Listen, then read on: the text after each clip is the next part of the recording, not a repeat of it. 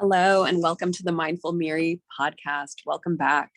Today on the show, we have Emily Vazquez. She's a registered dietitian with a specialty in disordered eating, helping you build a better relationship with your food and your body.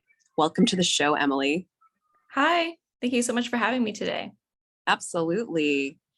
So, Emily, do you go by Emmy or Emily? Either or.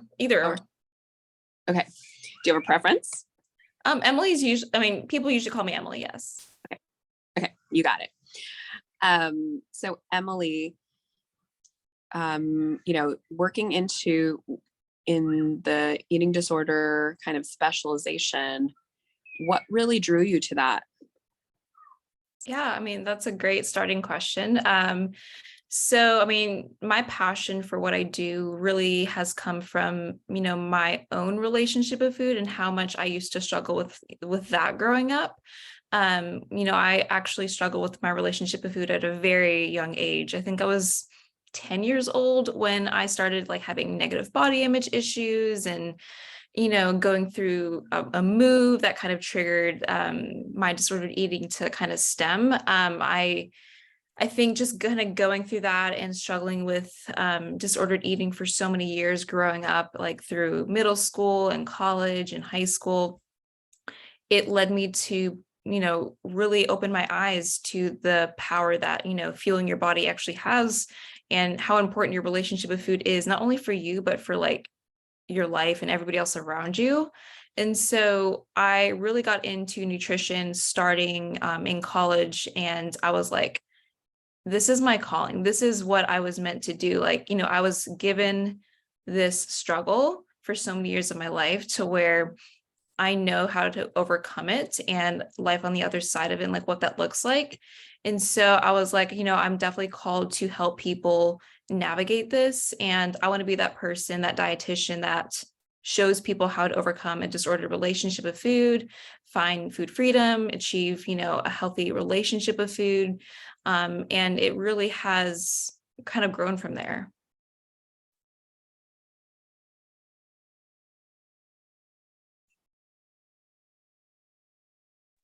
Beautiful. Wow. So age 10, that's pretty early. That's about fourth, fifth grade.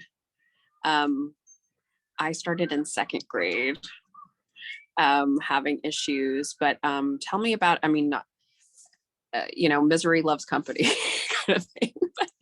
But tell me a little bit about what you think were pivotal moments that led you to that realization or that sort of inner critic starting out. Mm-hmm. Yeah, honestly, I think it was a compound of things. I don't feel like there was one specific trigger that led me to have an eating disorder at such a young age, but I just remember being 10 years old, going through puberty. I started my period at 10 years old. And so my body changing at such a young age, I know I definitely got into comparing my body to other girls' bodies who hadn't changed yet, just kind of feeling a lot bigger than other girls. And so, it started, I think, with just a negative self-image that I had. And obviously, you see things even as a young kid, on, TV shows and movies of what society considers to be beautiful. And when you don't look at your body and see that, you're like, okay, there must be something wrong with me. And I just remember after moving, I think I was 14 at the time, after we moved out of state and I had to make some friends, I was like, what can I do to fit in? What can I do in my control to fit in with other girls and to make even guys notice me? And so I just remember thinking, okay, so what if I lost weight? What if I lost weight and people start noticing me more? And I just remember, because again, when you're that young, there's so many things going through your head. There's a lot of I believe just immaturity and kind of, jumping to, if I do this is going to happen. I'm going to be popular. People are going to like me. And so what started off as an innocent attempt to just fit in and I thought maybe just to lose a little bit of weight definitely became something that was very obsessive. It really just took control of my life from there. Can you tell us a little bit more about that? Like, what did it look like on a day-to-day? So I won't get too far into detail, just so if there is anybody struggling with this, I don't want to ever trigger anybody. But I was very restrictive with food. I remember, going to school, my mom would pack me a lunch, I wouldn't eat it. Just eating like the bare minimum throughout the day, and really just restricting myself and being just so afraid to eat and so afraid of food and what that was going to do to my body. And I really do believe that once you lose a significant amount of weight, your brain chemistry changes. And so the distortions actually become a bit stronger. And at that point, I just needed help. Like I needed help, and I knew I couldn't gain weight and get my life back by myself. And so that's when, obviously my parents decided that I had to get help. And I really had gone through this cycle of like recovering and relapsing for so many years of my life, until I guess you could say my pivotal moment was in college, when I was like, I can't keep doing this anymore. I really have to just be healthy, because nobody's going to ever want to work with me if I'm a dietitian and doesn't take care of themselves. And so my vision was like, I can't live my life like this. I have to heal. And I think that just going through that process, I matured. Obviously that's not who I am anymore. It's a completely different person when I look back at it. And yeah, it was just a really dark time in my life. But I think just learning more about nutrition, learning more about the way bodies work, and doing the inner work, and I'm talking like the deep inner work to healing my relationship with myself, was what I needed to do to really overcome it. Tell us more about that. And also the nutrition that you learned that was actually helpful, and not, either way you want to go. I mean, yeah. So at least I thought I was blabbling. So, as far as like how nutrition helped me, I think that can go either way depending on the person. I definitely was a bit orthorexic in college, where I was just very fixated on like having the quote unquote perfect diet, which is what got me into nutrition.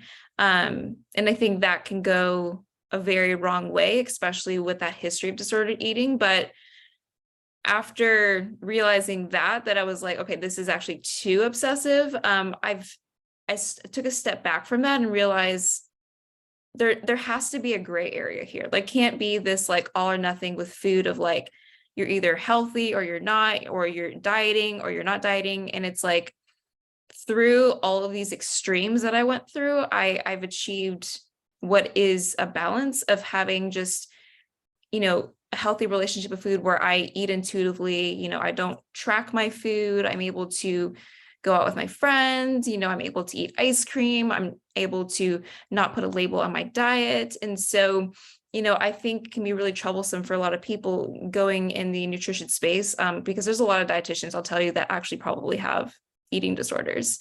That it's very important that you focus on nutrition in a way that's going to support your lifestyle and actually going to benefit you, not take away from it. And yeah, for anybody listening, if your diet is something that takes away from your life, it's likely not coming from a healthy place. I think, did that answer your question? Yeah. And when you say take away from your life, what do you mean? So kind of what I was mentioning earlier, like when you're struggling with your relationship with food, it definitely can impact your relationships with other people, wanting to be social. I know for me, when food was something that was so strong in my life and had such a hold over me, that I wasn't able to concentrate on school or work. And I just truly wasn't myself. Like my personality wasn't there anymore. Like I'm a very like witty, sarcastic person, and that part of me just wasn't there anymore.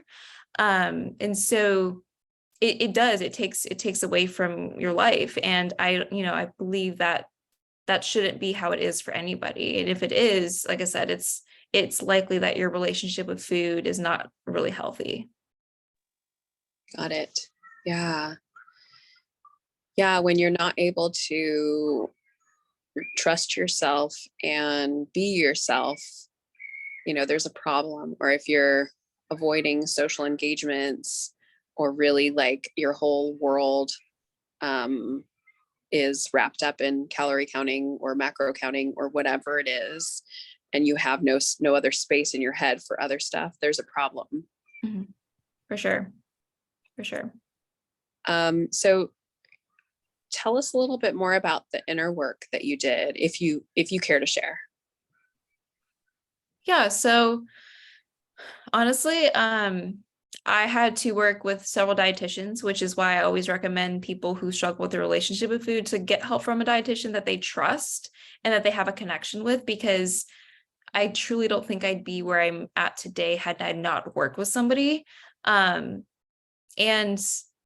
I also, this is something that I had to my advantage. I did have my mom my mom was a very supportive person in my life, and she helped me through some very dark times.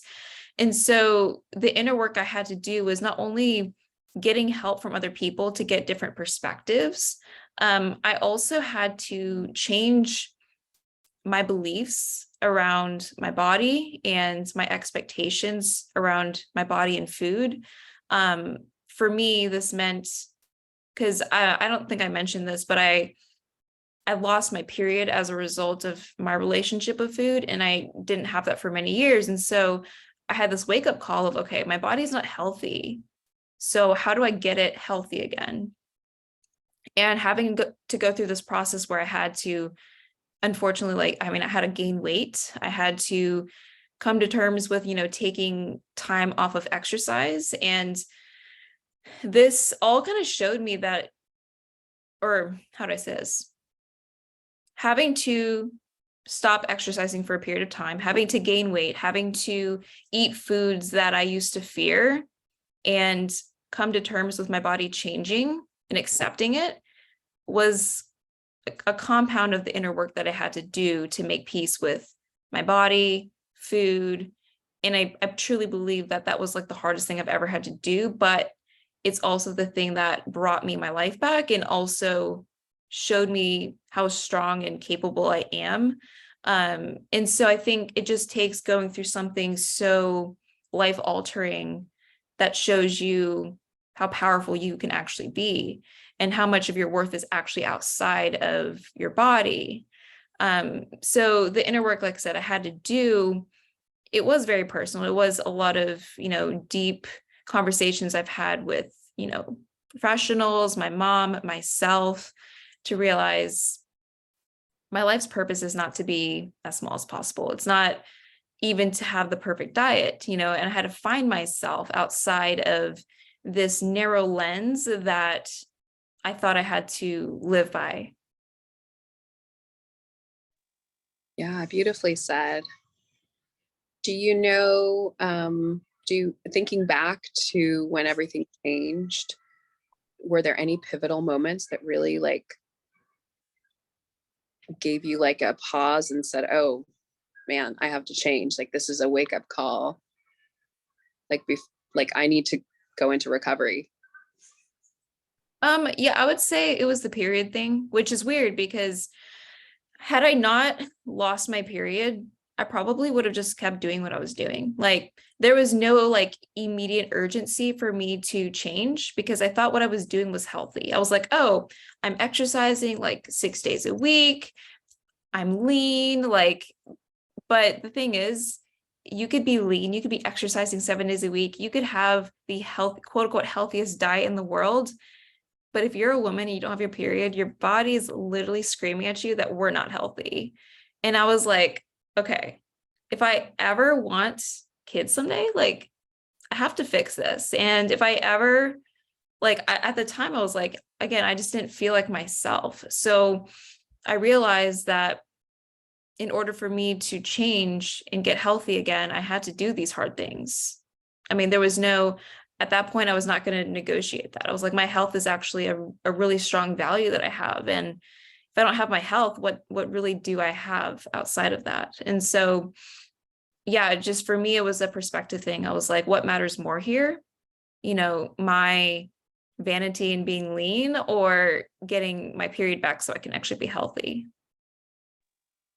Yeah, that is, I think usually some kind of medical issue that is sadly our wake up call, right? Mhm.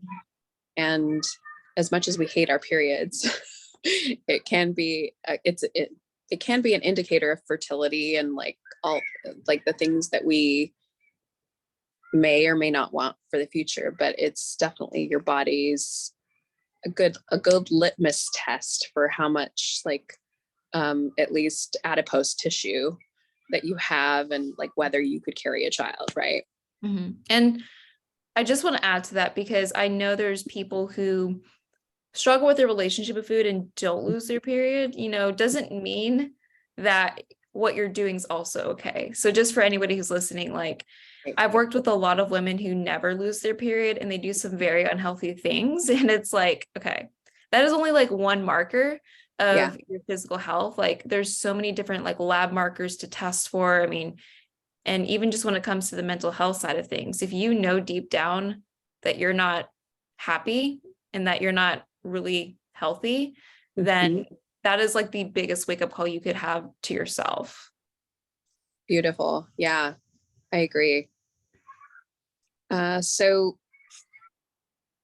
what, how long was your road to recovery, would you say? I know you're probably still on that journey, but you're, very far into it. Um, or do you consider yourself like, yeah, just tell me about the recovery period and where you feel you are now. Yeah, I mean, honestly, that's a great question because I've got this a lot from people. I consider myself to be fully recovered. Like, and when I say that that is a part of me that's no longer with me, I truly do mean it. Because there was a big period of time in my life where I was kind of in that like quasi recovery state where I was like, I'm kind of recovered, but I still had a lot of thoughts. And I can truly say that I no longer have those restrictive thoughts. And I know a lot of people ask me who are in like recovery from an eating disorder, do those thoughts ever go away? And I can tell you they definitely do. But that's a part of the inner work that I do with my clients because it's so important that we shift that inner dialogue that you're telling yourself in order to get to this place where you actually do have food freedom and you actually do have a healthy relationship with yourself.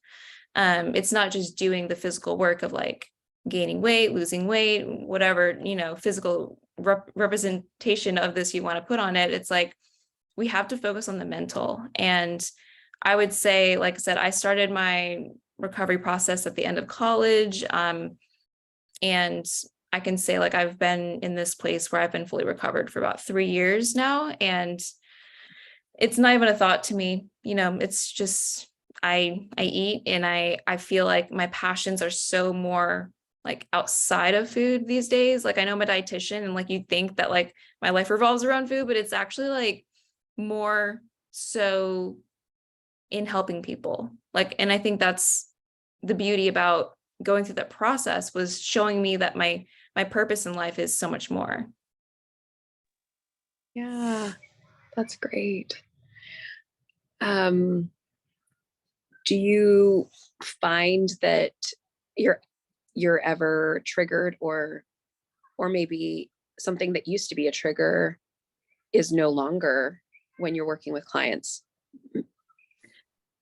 Yeah, so that was actually a really good like test because it's like if you're somebody who's a health professional and you actually get triggered by your clients, like it's a good test of like where you're at. So like for me, I listen to clients tell me all about their food, what kind of disordered things they do in the day, and it has like no, it literally doesn't affect me. Like I worked with a lot of clients who struggle with over exercise and they tell me about their food fears, their food rules, their food beliefs. And literally I just go about my day. Like I still eat carbs. I still eat, I'll eat ice cream after a client session. Like I'll take a rest day the next day. It's not anything that really directly affects me because I'm able to see the pain that my client's going through. And I'm just like, I think it's kind of going back to what I know about nutrition and health and just the way that bodies work it doesn't affect me because I know that they're in a really vulnerable place that is really an unfortunate, I guess, product of our society. So as a health professional now, I'm able to see how these distortions are actually not really rooted in anything that's backed by science. So being able to help them work through it and give them, I guess, the science to prove why their thinking is actually disordered and actually not true. It's empowering. Like, I love being able to empower people and just show them that, like, it doesn't have to be this way. And a lot of the things that you're telling yourself are actually probably not true.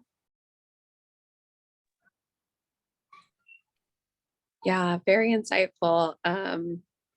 It's one of those cognitive behavioral strategies where you're looking at your beliefs or your inner dialogue, and then you write it down.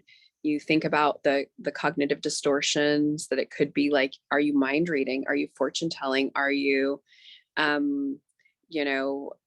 like doing an all or nothing thinking, like, I never eat this, or I always have a binge when these are around, and things like that. And then reframing it into a positive, like, oh, I've had this food twice without binging, because that's totally true.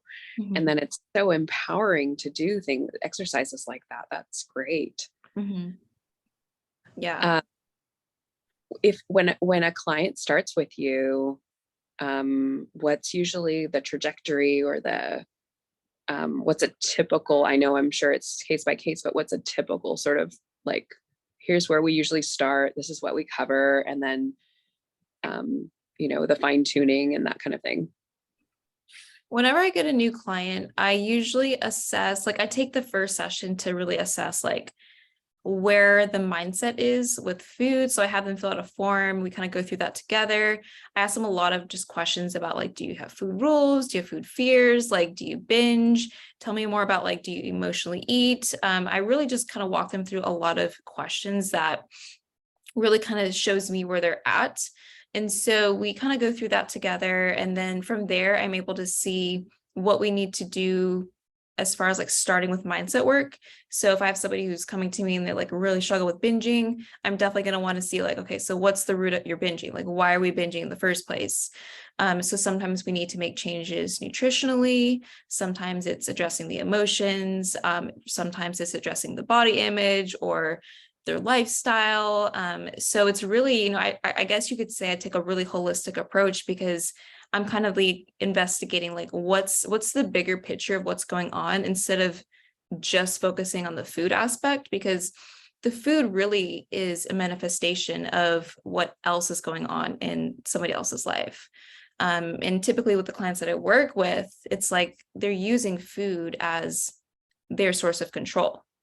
So yes, I do focus on the food, but it's also everything else too. So, like, again, for me, it was like the body image issue. It was a self-esteem issue. And so if I have a client who's using food as, restricting, binging, over exercising because they have a negative relationship with themselves, we really have to focus on healing that part of you alongside how you now view food. So I really do, take my time with my clients. Every session is going to be very different depending on, like, what they need from me in that period of time. But I try to give my clients a lot of outside work to do. I give them a lot of tools to use on a daily basis, so that way they're not just, like, confused as to how to navigate food, because you have to face food every single day. Yeah, wonderful. um there's a lot of blowback out there, just to the sort of, like eat healthy, health at every size, be proud, own it, own that body, be healthy, but, like, own it. And a lot of times when I post something, there's one or two people, always commenting, like, like obesity is an epidemic and you shouldn't be coddling people about this, and you're doing a disservice for by telling people they're okay and stuff like that. What would you say in response to that, or defend, or would you defend that? Yeah, so I think there's just a lot of black or white thinking in the world these days. Like, whenever I see somebody who makes a claim like, oh, you're promoting obesity or things like that with intuitive eating and like having a healthy relationship with your body, it's like you're not taking the time to see the perspective of somebody who is in a larger body. And while I myself am not in a larger body, I try to put myself in that person's shoes, because there are plenty of people who are in larger bodies who engage in really healthful behaviors. You know, they could be eating a really healthy diet, they could be moving their body daily, and their body could remain unchanged. And, you know, there's so many other markers to health than just what your body looks like. And I think that's one of the biggest like stigmas I hope we can break over these next couple of years, because, you know, yes, sometimes your body can be a physical result of your lifestyle, but not always the case.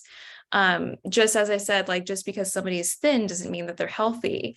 And so I think there needs to just be a lot of judgment removed from the external, because we don't really know what's going on internally. And that's why I never really have my clients weigh themselves. I focus more on like what our behaviors are like, how are we eating, like, are we nourishing our bodies? There's so much more to the picture than weight.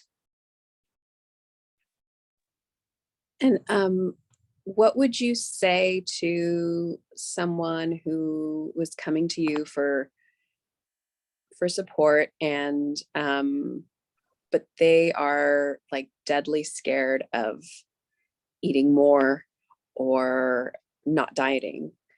Mm-hmm. Or, you know, the whole notion of intuitive eating, and like, oh, I can't trust my body to tell me when I'm hungry and I'm full. Mm-hmm. Pretty much every single one of my clients comes to me with that fear. Like, and that's why I usually have a discovery call to see if, you know, if we're even a good fit, and like kind of explaining how my coaching works, because there's always resistance whenever it comes to working with a dietitian. I mean, there just is. Like, people don't want to change. It's just kind of how we are as humans. Like, we like to do what we know and we fear the unknown. But the thing is, sometimes your body doesn't change as a result of healing your relationship with food. I mean, sometimes it can. Like, I've worked with people who've gained weight, lost weight, maintained weight. Like, I don't like to focus on the weight. I like to focus on what's going on in your mind, because that's the most important thing you could ever do for yourself. And so whenever I get a client who's telling me, well, I don't want to stop tracking because I'm afraid of what's going to happen to my body, I don't know how to trust my body, I feel like I'm just going to binge if I stop tracking, we uncover those fears together during coaching, every single session. So like, sometimes I need to come in and give like actual proof of like how our bodies work. So sometimes I'll kind of walk them through bodily systems, like debunking a lot of really common diet culture beliefs. I've had a lot of clients who are like, I fear carbs. I feel like carbs are going to make me gain weight. I'm like, okay, so we need to debunk that together. I need to actually provide you with some nutrition education as to how our body actually processes carbs, and, you know, sometimes give them the benefits of eating carbs. And so it's going to vary person to person, just depending on like what their fear is. But I will say I've helped a lot of people start eating more food. They didn't gain weight. Their metabolisms actually improved as a result, because what happens when you undereat for a period of time, like if you've been dieting for a period of time, your body just gets used to that amount. Like, your body likes homeostasis. And so it's going to adapt to whatever you do to it, whether that be over exercising, not eating enough food. And so there's a way out of that, but we have to kind of take things very slowly. So it might just mean eating a little bit more each week. Again, this is going to be very individualized person to person, but I do try to work very slowly with my clients. So that way we're not jumping from tracking or under eating to like straight to intuitive eating, there's usually a process I have to go through in order to show them how they can rebuild trust with their bodies first. And roughly, just ballpark, what is a common duration for your client's journey with you?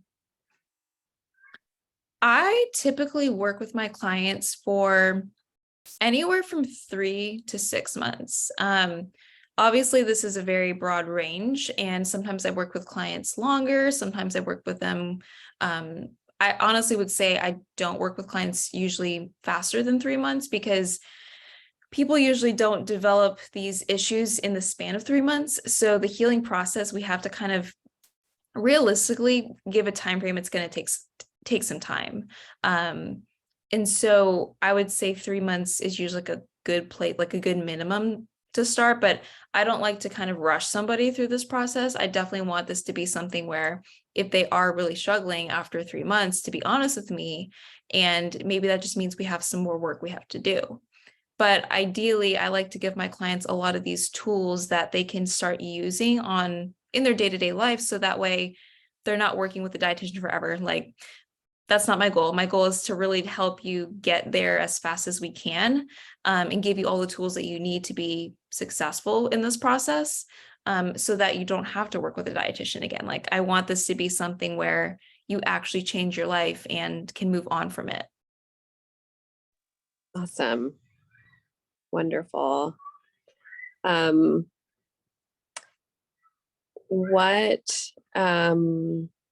you talk about food freedom.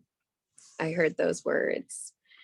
In my community, we talk about body freedom, which is, feeling light, healthy, confident, free, feeling like you can strut your stuff, walking down the sidewalk in a burlap sack, and, pick up food when you're hungry, stop when you're full, enjoy, savor, sip, and just relish like all that life has to offer. How would you describe body freedom or food freedom for yourself and for your clients? Are you talking more like what that looks like for me? Yeah. Yeah. So I would say like food freedom to me is being able to get up in the morning and know that you're not going to starve yourself. I think it's getting up in the morning, knowing that you're not going to feel out of control of food, or that today's the last day you're ever going to have sweets. Like, it's the freedom knowing that food is something that's abundant, and it's more of that mindset freedom of like, I get to choose what I eat today. And I also know that it doesn't make it a good or bad day based off my choices. To me, food freedom is like waking up and making whatever you want for breakfast without thinking about what you're going to have for dinner or what you're going to have tomorrow. It's not being obsessive about how many grams of this or this you are putting into it. It's just being able to nourish your body with foods that you want, you enjoy, and that taste good. So I spent too many years of my life letting my fitness pal control my life. And it's like being able to just wake up and enjoy my day without food being the number one focus. Not planning things around my food schedule, not having meal times, being able to really just enjoy the food instead of feeling like I'm going to binge on it or whatever it may be.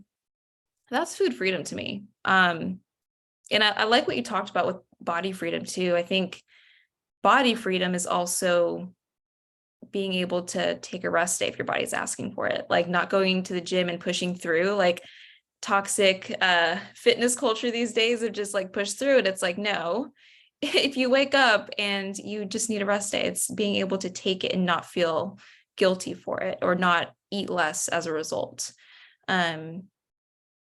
And I like also too thinking about body freedom of understanding that your body is going to change so much in this life and not putting so much of your worth into it, and just recognizing your body is like a vessel, not something that you were put on this earth to like look a certain way to please everybody. Yeah. Totally. A big mantra of mine for my clients is pretty is not your purpose. Like there are so many pretty and skinny are not your purpose. You know, there's so many other bigger things to do in this life and Mhm. opportunities to make an impact. And it shouldn't be all about the way you look, even though that's what, you know, mainstream media is perpetuating over and over. Even just watching like shows with larger bodies and resetting what you're used to, I think is so powerful. Um, have you heard of the study that was done in Fiji about Western television? It's kind of an older study, but it was just so powerful for me. So they did not have Western television in Fiji, like in early 1980s. Mhm. And they had very low incidence of any kind of eating disorder, any kind of body dissatisfaction, any of that. And within 2 years of having Western television, um, eating eating disorders spiked. You know, they were up to, I believe, well, I'm not going to quote any statistics, but they were definitely up. And women reported being much less satisfied with their bodies, thinking that they had to reduce the size of their bodies in order to make career gains, in order to be better liked, in order to have heterosexual romantic relationships. And their role models were characters on television. And it was just so eye-opening to me because it was, you know, in the US, we've sort of had this organic like television and media, you know, growth. And this is such an abrupt change for this culture, and what a huge difference it made. Mhm. Um, and we can't, of course, make any determinations in terms of like what the cause and effect is, because of, you know, it's not like a double blind, you know, study with a control group, but we can look and see an association, correlation, and say, that gives me pause. Nothing else has changed in this world except for this, you know. Yeah. What what in terms of media what kinds of advice do you give your clients, or for yourself? Do you How do you keep the white noise at bay? I mean, I actually hadn't heard of that study, and I think that's really amazing because, you know, the media really does have an effect on people's body image and even just like self-image and like how you perceive yourself and other people. And I like to put this into perspective of like, I don't think if we look at like evolution, like humans were ever supposed to see all of these beautiful images of people, like these unfiltered images of people every single day on their phones. But that's the case nowadays with social media, and we're kind of like chronically exposed to so many different beautiful people, which is, you know, good for them for being beautiful and like wanting to share it. But it's like it creates a really unrealistic expectation of what is real. And I think back in the day when lived in colonies, like we were just exposed to maybe 20, 30 people that we knew and we were close to, and that was our reality. And so it makes a lot of sense why body image issues weren't that big of a deal, because you're only seeing yourself. You're only comparing yourself to a few people. Whereas now we're being exposed to all these people with different body sizes that, again, get popularity, they get likes, they get praise.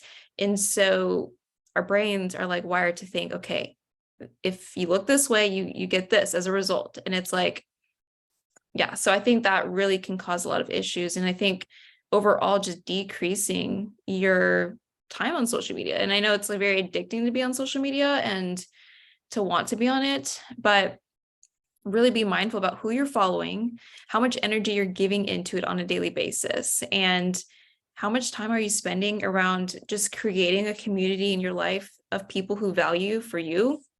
Because if you don't have that and you're, again, comparing your life to somebody else's, you're definitely going to experience negative self-worth as a result. Yeah, I totally agree. And there are ways to filter the people you follow in terms of, who you're following and what you see on your social media, what you have access to. So I know that you can kind of, I'll have to research that and post it. But there are ways to filter what's coming in. Mm-hmm. And you can also just do that by not liking it and deleting it. And the algorithm will reset and say, oh, you don't want to see, beach bodies in string bikinis. Okay, we'll give you something else. Mm-hmm. Mm-hmm.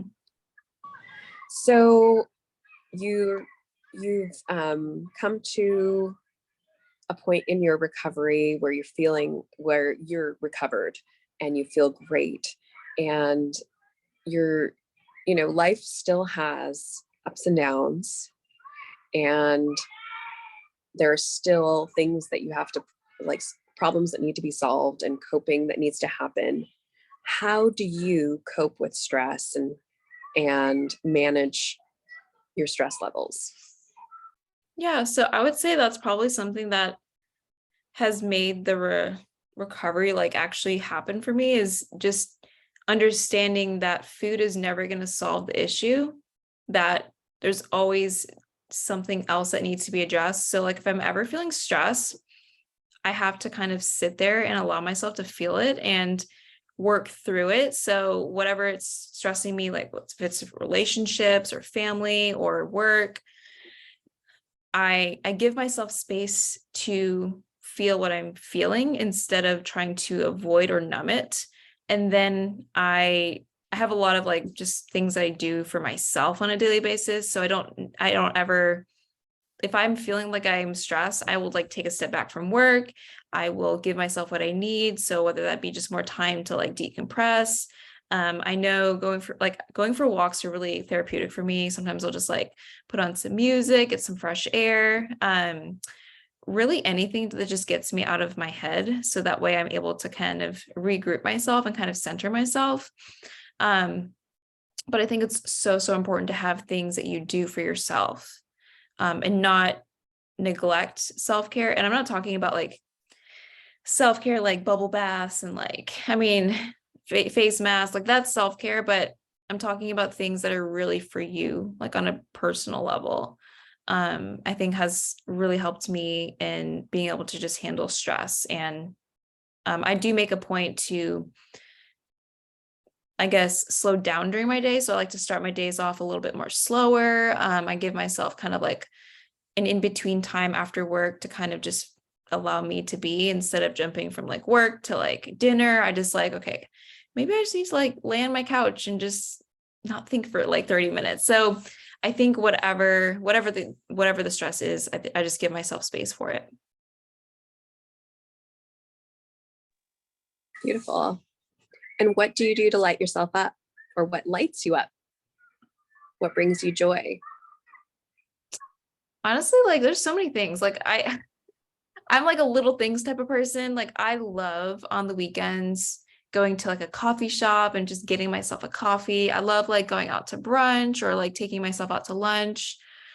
I love meeting up with my friends, whether we're watching, a TV show or a Netflix show or going shopping. I think being around other people just also lights me up the most. I'm usually like an introvert, but when I'm around people, I'm very extroverted. So yeah, no, I think just like being around other people where I can really express myself really lights me up. Awesome. And have you ever had anybody in your friend group or in a group of people socially like bring up diet and or say something like, oh, I've kind of put on a few pounds, so I'm on a diet today, or anything like that, where you felt like you maybe should address it? Yeah, I mean, I usually do because my friends kind of know what I'm about. And so I'm usually able to pick up on when people are talking in a way that like I could probably kind of give them a little coaching, just to be like, hey, like that's actually not true. You don't need to do that. I know my mom has struggled with like her own body image issues and stuff like that. So whenever I hear her talk about things like that, I'm at least glad I have the skills and the knowledge to be able to help with that. Because I think it's just so common for women to experience these thoughts about their bodies and with food, and being able to be that voice of reason for them, I think also comes in handy. Is there anything that you might suggest we say, like, let's say I'm having lunch with a friend and she starts saying something to that effect. What would be some advice about how to handle that without getting like but I have to diet because like I've gained 15 pounds and I really need to, and carbs are the devil, how would you approach that? I think it really depends on the state of the person who's going through it and like how intentional they are about it. Because honestly, you can't change people if they're head set on doing something. Like, I mean, I've had a lot of calls with people who are like, oh, you're not a weight loss coach, so I'm not going to work with you because I don't really care about like the long-term process. I just want to lose weight. Like, I think if the person really is not open to hearing what you have to say, I mean, you could say anything and they wouldn't really take that advice. But I think just offering kind of a gentle, like, hey, like, I understand that you're struggling with your body image right now, but I just want you to know that like dieting really isn't going to change that. And this is from my clinical experience. Like sometimes people lose the weight and they're still not happy. So if we're not addressing the actual problem with your body image, you're going to lose weight, but you're not going to be happy with yourself. There's always going to be something that you pick about yourself. So I think just being an active role model, if you feel like your relationship with food is healthy, being that role model to people, it actually can go so further for them than you think. So I know like your relationship with food has a great impact on other people's. So if you have a friend that's like, oh, I should diet, like I should eat carbs today, be a role model, like eat carbs in front of them, like be that role model. So they're like, oh, well, she's happy and she's eating carbs and she seems to have a healthy relationship with food. So I think the more that you mirror how you want people to have their relationship with food, it's going to actually have a greater impact on them than anything. Yeah, I think that goes for all human behavior. Modeling is huge versus telling, right? Mm-hmm. Okay, I have a personal question. Do you ever work with kids, or do you have experience working with kids? So I don't work with minors, just for legal issues. So I don't work with minors. I usually like to work with people who are usually over the age of 18. Okay. So tell me, I'll cut this part out if it's totally not up your alley, but one thing I run into personally is that, I have so much knowledge about nutrition and about exercise and things like that and healthy eating, but I also have this, disordered eating past. And when my my children are making choices at home, or when I'm stocking the fridge and things like that, I have a hard time because I used to say, oh, that's not my food, or that's not very healthy, or like, no, you can't live on Nutella, like, and I'm at a point where I'm like, I don't want to be too structured with them and sort of push them into that direction, like, oh, I need to have rules about food. But I also don't want it to be just like a free for all, like, because it would be. Mhm. So what are your thoughts, if you have any, on that?